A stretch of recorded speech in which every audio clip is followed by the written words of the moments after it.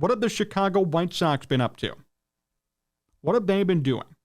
Well, they're 2-2. And they split a 4-game series with the Houston Astros. I think that's a nice start. I think that's something that people should be proud of if you're a Sox fan. Mike Clevinger got the start on Sunday, 5 innings, no runs. Mike Clevinger, yes, who we talked about, and I said he's going to be a big X factor for them this year.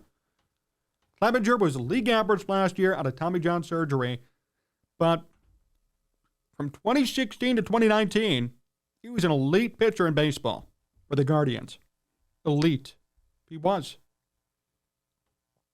Dylan Cease had a great start, 10 Ks in 6 innings. Lance Lynn had a good start. Even Giolito had a good start. The Sox rotation right now has an ERA for Cease of 1.42, 3.18 for Lynn, 3.60 for Giolito, and a 0 for Clevinger. That is a hell of a rotation. And we talked about this before the season. The biggest X factor for the White Sox was going to be their rotation. That's it.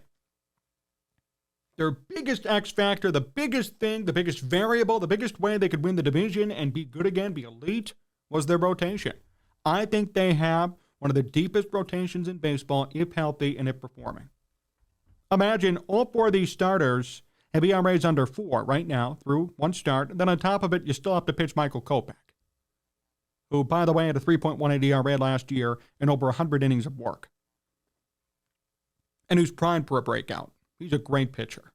And you still got people in your bullpen who you could use if need be as swingmen, like Kendall Graveman, even Reynaldo Lopez, who's been closing right now while Liam Hendricks is still on the IR. Lopez has thrown nearly 200 innings in the season before. 188 and 184. Although he's in the bullpen right now, you could easily use him, even as a spot starter. Sox offensively have actually done a decent job. Yohan Moncada had a big game on Sunday, 3 for 4. Luis Robert, 2 for 5. Yasmani Grandal, 3 for 4. And Oscar Colas, 2 for 5. Anderson is hitting above 400. Moncada's above 400. Benintendi is right around 300. Robert is above 300. And Colas is above 300. It's early. There's a long way to go, but I'll tell you, this White Sox team could be doing it. And we talked about it. We said we need a lot of, the Sox need a lot of players to turn it on this year. They need a lot of players to play to their potential. They need changes. Last year is not going to cut it. I was skeptical at first because they didn't make too many moves in the offseason, but I guess maybe they didn't have to yet. Maybe their guys are really going to turn it back on and perform. And I think there is a definite chip on their shoulder. There's a definite feeling of we should have done much better last year. Then there was the whole Tony La Russa saga and the distractions that hurt them. There were a lot of issues. And things got better. And they improved. And they used this offseason to get better. But I'll tell you, what a great rotation. What a great rotation. And how about some great performances from Moncada, Grandal, Vaughn, Colas, Robert, Anderson, Benintendi. Literally everybody is hitting. Almost everybody. A couple of disappointments. Elvis Andrus not off to the best start. Eloy's been a little bit quiet. But that's it. That's it. Everybody's doing great. And that's exciting. And that's something we should be celebrating. Now, we were so worried about the White Sox and what they would be this season.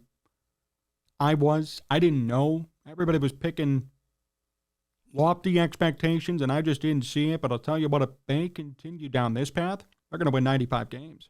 If their rotation stays healthy and pitches to their potential, they're going to win 95 games. And although they are 500 at 2-2 right now through 4, you split with the Astros.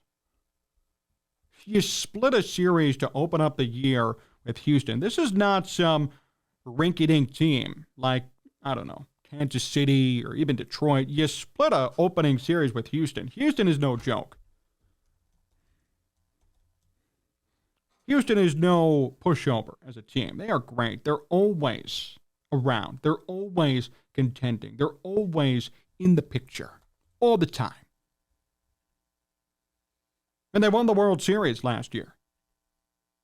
You have a team who won the World Series. The White Sox come in going 81-81 last season. They come in, they split in Houston. Not bad at all. I mean, really, that's a victory to me.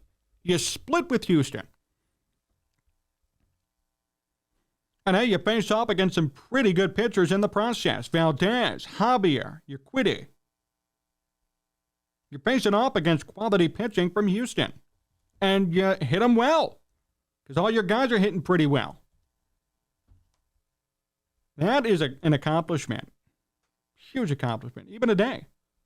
Mike Clevenger with a big game, and they faced off against Luis Garcia, who gave up 3, and then Seth Martinez out of the bullpen gave up 3. The Sox made it happen. I just think we really have to keep the White Sox on our radar. We have to keep the White Sox on our radar. No other way to put it. I mean, if you're splitting with a reigning World Series champion and you have all your pitchers dominating their lineup, which is one of the best in baseball, you have a chance. You have a fighting chance.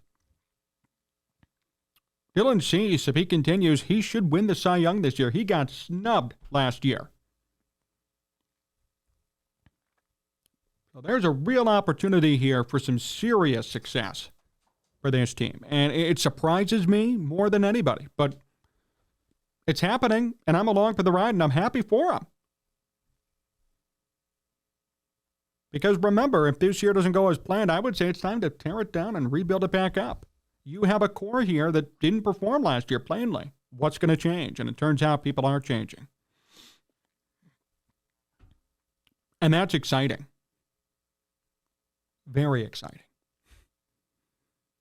So if you're a White Sox fan, you have a lot to be proud of after this weekend. I wouldn't fret on the 2-2 record or, oh my goodness, it was a split. No, I would say it was a split. Great, let's move forward and win the games we're supposed to win. If you split against the perennial World Series champion, the defending World Series champion, you did yourself a pretty good job. And you won Game 1 on national TV. You did a good job, Chicago. Great job.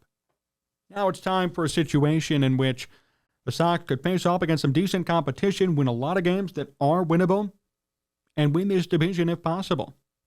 If they play like they've been playing this past weekend, if they pitch like they're capable of pitching, the sky's the limit for them.